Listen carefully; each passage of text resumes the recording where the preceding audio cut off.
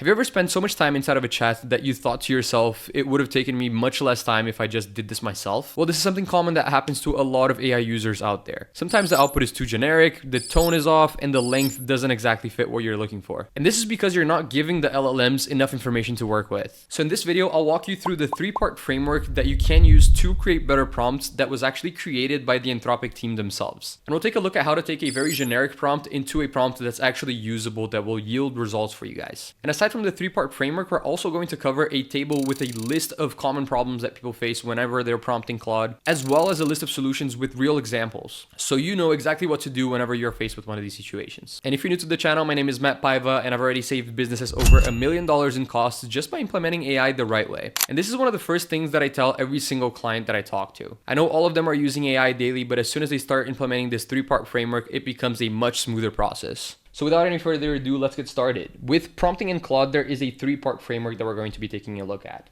stage, task, and rules. But before we jump into that, why do you think most prompts fail? Well, the main problem is that they're too generic. Most people are still using AI as if it was a search engine. So you're pretty much asking vague questions and hoping for the best answer. A lot of the times you're also missing context. Even though AI can remember a bunch of things about you and about your company, it doesn't know exactly what you're looking for unless you give it the information. You'll notice that in this part of context, what you get a lot better results is whenever you include a role, goals, and specific objectives. And a lot of the times you are missing these 3 key things that we're going to be talking about next. So the framework pretty much relies on setting the stage, defining the task, and specifying the rules. And by the way, guys, these 3 things are not things that I came up with by myself. These are things that are given to us by the Anthropic team. They were the ones who built Claude, and they know exactly what works well inside of this context. So I would trust if I was you. The first part you need to do when you're prompting is to set the stage. And here we're going to focus on 3 main variables, which pretty much form the acronym ROC. These are roles, objectives, and context. Under role, you should be asking yourself, what is my position in this context? When it comes to objectives, what you're trying to explain to Claude is what you're trying to achieve. And when it comes to context, you're trying to explain any other pieces of information that might be relevant for that specific task.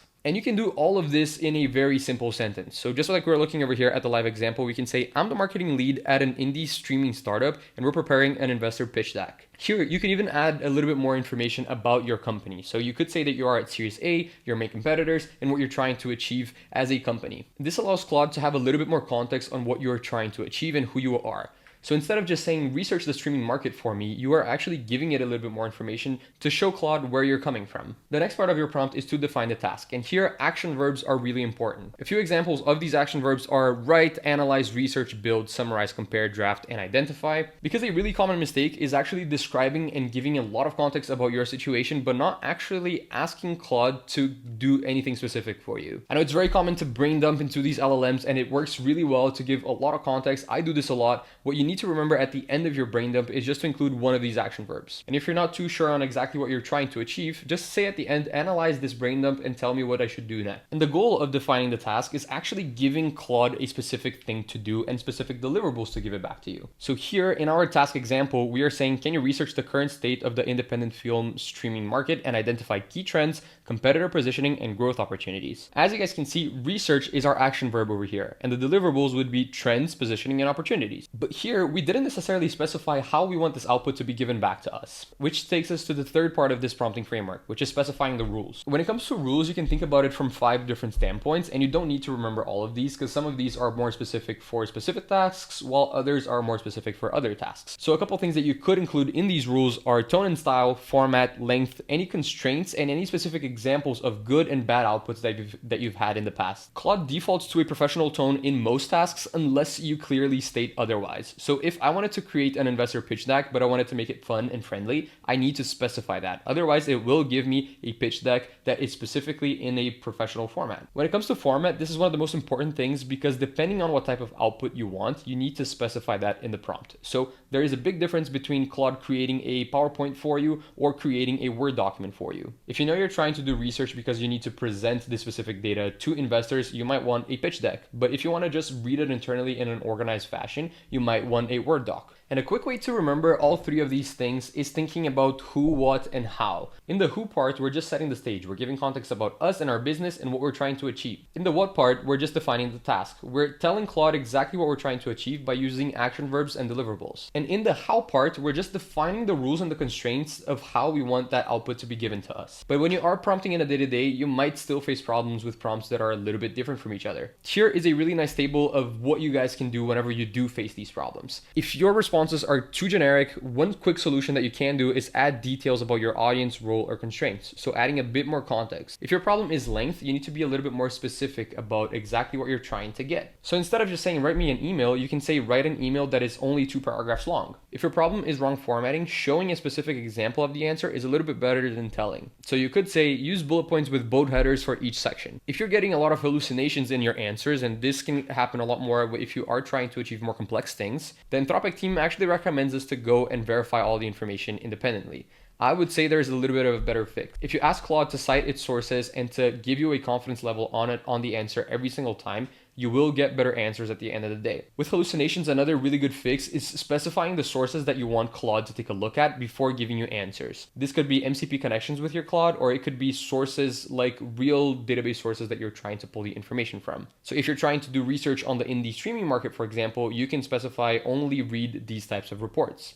Don't read any blog posts or anything like that. If you're trying to do an internal task like figure out exactly what your sales data is inside of your CRM or what your pipeline is looking like, what you could do is specify that in the prompt. So at the end of the day, if you specify where the input should come from, it should give Claude a little bit more information on how to answer that for you. And if you're getting the wrong tone, just make sure to describe the tone in plain language or give it an example. Like I said before, it does default to a professional tone. So if you are trying to send friendly messages to your team internally, just specify that in the prompt. Now, because this tends to make your prompts a little bit longer, what I find really easy to use is to use a voice to text function. And there are 3 softwares and features that you can use to do that. The first one is Whisperflow, the second one is Claude Voice, and ChatGPT Voice is the third one. Whisperflow is an app that you download on your computer. So if you type in whisperflow.ai, you'll land on this page over here. And here you'll be able to download the software over for you. And here, whenever you're typing anything out, if you just want to use voice, you can just use a keyboard shortcut that you can customize inside of your computer to pretty much press and hold and then speak into it. Whisperflow can be free or paid depending on your usage, and it can be used both on your iPhone and on your Mac. If you don't want to pay for another software just to be able to transcribe text, you can also use Claude. You just need to go over to your Claude settings, click on General down here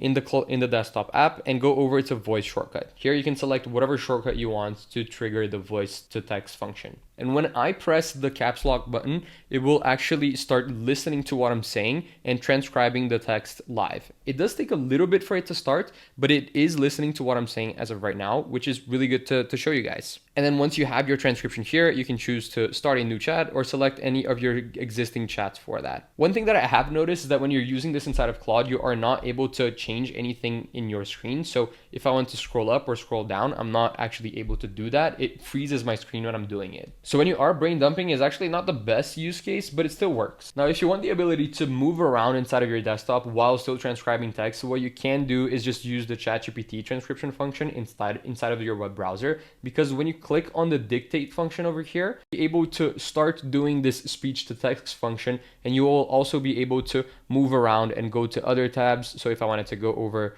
to my Gmail or my Drive or whatever I want, I would be able to go and come back, and ChatGPT is still listening to me, which is really good for you to use. Now, sometimes it takes a few seconds for ChatGPT to actually interpret what I'm saying and transcribe it over here.